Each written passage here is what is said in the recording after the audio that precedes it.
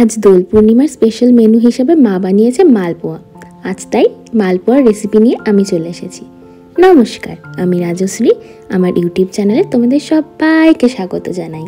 মালপোয়াটা কিভাবে বানাতে হবে তাহলে চলো শুরু করি। মালপোয়া বানানোর জন্য খুব বেশি ইনগ্রেডিয়েন্টস লাগে না, খুব অল্প পরিমাণ জিনিস দিয়েই মালপোয়াটা তৈরি করে নেওয়া যায়। মা এখানে নিয়ে নিয়েছে 1 কাপ সুজি, 2 কাপ ময়দা আর 1 কাপ চিনি।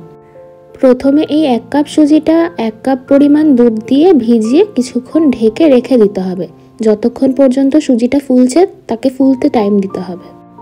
মা এখানে মোটামুটি 1.5 ঘন্টা মতো সুজিটাকে ভিজিয়ে রেখেছিল। এরপর ঢাকা খুলে সুজির মিশ্রণটার মধ্যে 2 কাপ পরিমাণ ময়দা আর 1 কাপ পরিমাণ চিনি দিয়ে ভালোভাবে মিশিয়ে নিতে হবে। ময়দাটা বারে বারে মেশালে ভালো হয়, তাহলে লাম্পস কম আসবে। মেজারমেন্ট অনুযায়ী এখানে 1 কাপ চিনি ইউজ করার কথা, বাট তোমরা যদি মিষ্টি বেশি খাবে মনে করো তাহলে আরও একটু বেশি, 1/2 কাপ মতো বেশি চিনি দিতে পারো। আর সাথে সামান্য পরিমাণে লবণ দিতে হবে স্বাদ বৃদ্ধির জন্য। মালপোয়া অনেকে শুকনোও খায়, আবার অনেকে রসে ভিজিয়েও খায়। যদি রসে না ভেজাবে মনে করো তাহলে মিষ্টিটা বেশি দিতে পারো। ব্যাটারটা বানানোর সময় দুধটা বারে বারে অ্যাড করতে থাকতে হবে যতক্ষণ পর্যন্ত না কনসিস্টেন্সিটা পারফেক্ট হচ্ছে। ব্যাটারটা বেশি পাতলা বা বেশি ঘন হয়ে গেলে মুশকিল। এখানে যেরকম দেখতে পাচ্ছ ওরকম কনসিস্টেন্সি হলে ঠিক হবে, কারণ এটাকে কিছুক্ষণ আরও স্ট্যান্ডিং টাইম দিতে হবে, ঢেকে রাখতে হবে। ততক্ষণের মধ্যে সুজিটা আরও ফুলে যায়, তখন ব্যাটারটা খানিকটা ঠিক হয়ে যায়। এরই মধ্যে জাফরান মেশানো দুধ ব্যাটারে মিক্স করা হলো। এতে স্বাদ আরও বৃদ্ধি হয়, বাট এটা অপশনাল, না দিলেও হয়। এর বদলে তোমরা ম্যাশড বানানা ইউজ করতে পারো। সব কিছু ভালোভাবে মিক্স করে নিয়ে আরও আধ ঘন্টা মতো ব্যাটারটা ঢেকে রেখে দিতে হবে। এরপর মালপোয়াগুলো ডুবো তেলে ভেজে নেওয়ার জন্য কড়াইতে সাদা তেল গরম হতে দিতে হবে। এই তেলের টেম্পারেচারটা খুব ভাইটাল, কারণ টেম্পারেচারটা যতক্ষণ পর্যন্ত না ঠিক আসে ততক্ষণ পর্যন্ত মালপোয়াগুলো ঠিকঠাক শেপ হয় না।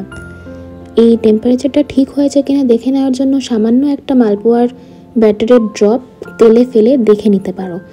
ড্রপটা যদি উপরের দিকে ভেসে আসে তাহলে বুঝবে তেলের টেম্পারেচারটা ঠিক আছে। এবার এক এক করে হাতায় করে মালপোয়ার ব্যাটার তেলে দিয়ে ঠিকভাবে ভেজে নিতে হবে।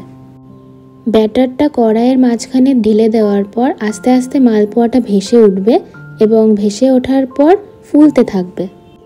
গোল্ডেন ব্রাউন কালার হওয়া অবধি ভেজে নেওয়া হয়ে গেলে মালপোয়াটা নামিয়ে নিতে হবে। এই যেখানে ব্যাটারটা মাঝখানে কড়াইয়ের মাঝখানে অ্যাড করা হলো, তারপরে মালপোয়াটা উপরের দিকে ভেসে উঠবে। এখানে ফেনা হওয়ার কারণে দেখা যাচ্ছে না, বাট মালপোয়াটা উপরের দিকে ভেসে ওঠার পর ফুলতে থাকে।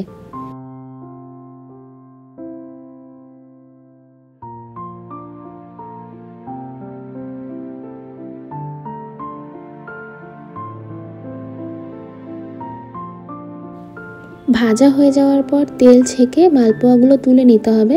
আর যদি তোমরা মনে করো এটাকে রসে দেবে তাহলে এই মুহূর্তেই রসে দিয়ে দিতে হবে। চিনির শিরা বানিয়ে রাখতে হবে আগে থেকে, তারপর ভেজে রেখে মালপোয়াগুলো সঙ্গে সঙ্গে রসে দিয়ে দিতে হবে। কিন্তু আমরা রসে দিইনি, আমরা এভাবেই খেয়েছিলাম, তাই জন্য আর রসটা বানাইনি। তাহলে বলো এবারে, মালপোয়া বানানোটা সহজ ছিল না?